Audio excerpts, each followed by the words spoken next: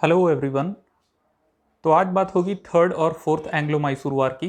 पहले शुरुआत करते हैं third Anglo Mysore war which was fought between 1790 and 1792। जैसा कि हमने पिछली क्लास में पढ़ा था, 1784 में with the treaty of Mangalore second Anglo Mysore war खत्म हो गई थी और हैदर अली के गुजर जाने के बाद टीपू सुल्तान ने पूरी तरह से मैसूर किंगडम का कंट्रोल ले लिया था। टीपू सुल्तान चुप बैठने वाला नहीं था, इसलिए बिटवीन द ईयर 1784 टू 1790 उसने अपनी आर्मी को फ्रेंच की हेल्प से बहुत अच्छी तरह से मजबूत किया और वो तैयार था किसी भी लड़ाई को लड़ने के लिए। इसी बीच वो ये भी चाहता था कि फ्रांस की हेल्प से अंग्रेजों को इंडिया में हराया जा सके और अंग्रेजों को खदेड़ा जा सके इंडियन लैंड से। Meanwhile, in the year 1790, Tipu Sultan attacked Travancore, which was actually an English East India Company ally. तो हुआ क्या कि 1790 में किसी एक डिस्प्यूट की वजह से टीपू ने अटैक कर दिया त्रावनकोर किंगडम पे, which was actually east India company ally. अब इस बात से अंग्रेज बिल्कुल परेशान हो गए और वो खुद त्रावनकोर को बचाने के लिए सामने आए। वार शुरू होने के पहले, थर्ड एंग्लो मैसूर वार शुरू होने के पहले अंग्रेजों ने बहुत ही चालाकी से एक ट्रिपल अलायंस किया, जिसमें उन्होंने मराठा और निज़ाम को भी इनवाइट किया कि हम एक अलायंस बनाएं और टीपू के खिलाफ वार करें। ए triple alliance was agreed between Maratha and Nizam along with English.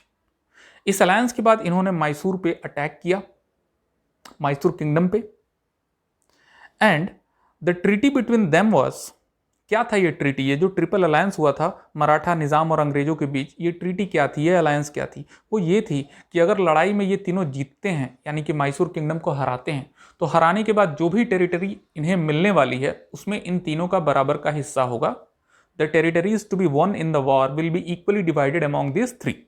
ये थी वॉर की ट्रीटी। अब वॉर शुरू हुआ। कॉर्नवालिस जो उस समय का गवर्नर जनरल था इंडिया का, वो खुद साउथ इंडिया में आया और उसने वॉर को लीड किया। He led from the front और टीपू एक्चुअली इस लड़ाई में हार गया। A fierce battle was fought in Srirangapatnam which was actually the capital of Mysore kingdom, and Tipu was defeated in his own capital by the joint forces of English, Maratha and Nizam. Tipu Srirangapatnam हुई और इस treaty के हिसाब से, which was actually a very humiliating treaty for Tipu, treaty के हिसाब से टीपू को अपनी आधी टेरिटरी देनी पड़ी। His half of his territory was actually snatched. 3 crore रुपए का युद्ध का हर्जाना भरना पड़ा, a war indemnity of 3 crore rupees, और उसके 2 बेटों को भी हॉस्टेज बनाकर अंग्रेज ले गए to make it sure that Tipu instalments में ये 3 करोड़ रुपए पे करता रहे। अपार्ट फ्रॉम दिस एक और बड़ी डेवलपमेंट हुई। कुर्ग, जो कि मैसूर किंगडम के अंदर हुआ करता था, वो declared independent. Coorg was declared independent. क्यों? क्योंकि कुर्ग ने अंग्रेजों का साथ दिया था इन the war against Tipu Sultan. So Coorg was declared independent after this treaty. तो आपको समझ में आया कि थर्ड एंग्लो मैसूर वार में हुआ क्या था। 3 लोगों ने मिलकर, मैसूर, निजाम और अंग्रेजों ने मिलकर हराया टीपू सुल्तान को श्रीरंगपट्टनम में, after which a treaty was signed in which Tipu seeded half of his territory, war indemnity of 3 crores, Tipu's 2 sons were taken hostage and Coorg was declared independent. So this was Treaty of Srirangapatnam. किनके किनके बीच लड़ाई हुई थी ये आपको पता है। और जैसा कि ट्रीटी में अग्री हुआ था इन तीनों के बीच में कि जीतने वाली सारी भूमि का बराबर विभाजन होगा, लेकिन अंग्रेज भी बहुत होशियार थे। उन्होंने मराठाओं और निज़ाम को वही टेरिटरीज दी जो कि बंजर भूमि थी या फिर जो रिसोर्सफुल नहीं थी, और खुद अपने पास अच्छी टेरिटरीज को रखा। और इसीलिए कॉर्नवालिस ने इस लड़ाई के बाद एक बहुत ही फेमस स्टेटमेंट दिया था कि we have defeated our enemy without making our friends too strong. यानी कि हमने अपनी एनिमी की तो हरा दिया, लेकिन हमने अपनी दोस्तों को भी बहुत मजबूत नहीं होने दिया। क्यों? क्योंकि हमने तो उन्हें टेरिटरी के नाम पे बंजर भूमि दे दी और खुद अपने पास अच्छी भूमि को रखा, तो हमारे दोस्त यानी कि मराठा और निज़ाम मजबूत कैसे हो सकते हैं? So they were very shrewd and they played very well, and that is why Cornwallis had to say we have defeated our enemy without making our friends too strong. So this is how third Anglo-Mysore war ended after a humiliating defeat and a humiliating treaty of Srirangapatnam. 1790 और 92 की एक कहानी है। अब बढ़ते हैं fourth Anglo Mysore वार की तरफ। ये लड़ाई जो है, चौथी एंग्लो मैसूर वार, ये लास्ट लड़ाई थी मैसूर किंगडम के बीच और अंग्रेजों के बीच, और ये लड़ी गई थी 1798 और 1799 में। After a humiliating defeat, Tipu पूरी तरह से अपनी सेना को मजबूत करने में लग गया। He started strengthening his army with French help. He also tried to set up alliance with Arabs, Turks and Afghans, though he could not succeed in coming out with a fruitful alliance with these groups. इन सारी developments का पता अंग्रेजों को भी था। उसे पता था कि टीपू सुल्तान क्या कर रहा है। Tipu even sought French help in defeating English and invited Napoleon to India with plan to defeat English. Tipu ने लेटर्स लिखा नेपोलियन को और कहा कि आप लोग तो कार्नेटी के वॉर में हार गए थे अंग्रेजों से, क्यों ना आप यहाँ आए और हम मिलकर अंग्रेजों को खदेड़ दें इंडिया से। To which Napoleon also agreed, but he was actually involve in a war in Egypt, और इजिप्ट से आगे वो आ नहीं सका इंडिया में।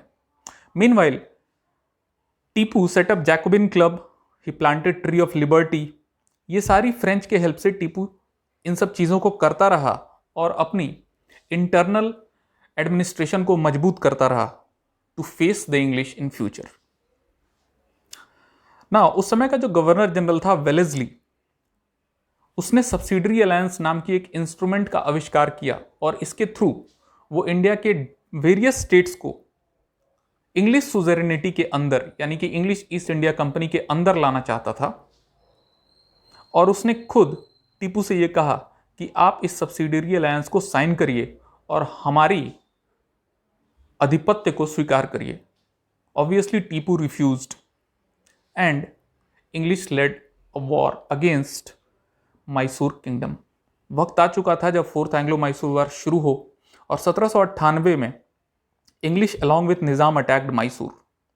हुआ वही जिसका डर था मैसूर किंगडम को, क्योंकि अंग्रेजों ने निजाम के साथ मिलकर मैसूर पे आक्रमण कर दिया था।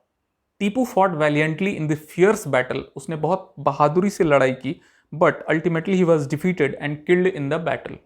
ठीक है, तो एक लड़ाई हुई पर इसमें टीपू हार गया and he was also killed in the battle. लड़ाई तो अंग्रेज जीत चुके थे, अब इसके बाद होना क्या था मैसूर किंगडम का? The minor successor of Wodeyar dynasty, जैसा कि मैंने आपको पिछली वीडियोस में बताया था कि हैदर अली और टीपू से पहले एक्चुअली वॉडियर डायनास्टी रूल किया करती थी मैसूर किंगडम पे, और उनका जो सक्सेसर था Krishnaraj, he was actually a minor, लेकिन फिर भी he was made ruler by the English. तो इंग्लिश को पता था कि ये एक पपेट रूलर बनकर रहेगा and actually Mysore will be in our control, and Mysore finally signed subsidiary alliance and accepted the English suzerainty. तो इस तरह से खत्म हुआ फोर्थ एंग्लो मैसूर वॉर। आज हमने पढ़ा थर्ड और फोर्थ एंग्लो मैसूर वॉर के बारे में, और इसी तरह से ये पूरी सीरीज खत्म होती है।